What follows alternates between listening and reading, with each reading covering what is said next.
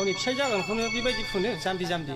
इस लाजिथाराबो गावनि फिसाय जागोन बलायदों आंबा देनां सोरजों हाबा जाहैनाय जायो आं नोंखौ एखमबा सन्देहसो खालामलाय लाङोलै गुंगुमै मारोसो ना बुंफ्लायोसोब्रा नोंलाय मा सन्देह खालामथावथाव राव बुङो नोंलाय आया जाम्बा जों हिनजाव मानसिफ्रालाय गारिनि पेसेन्जारसो दा जाय लांफैग्रो बेजोंनो ब्लड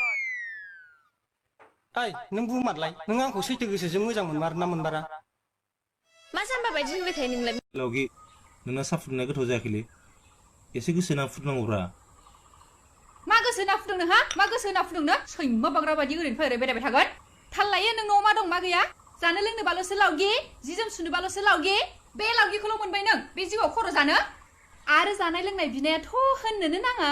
सना दिनै सबाय सं सना दिनै अनला सं मिथिगौ नों अनला संनायाव बेसेबां खस्थ' जायो देना होफेरदों नों मालाबा उन गुन्दै र'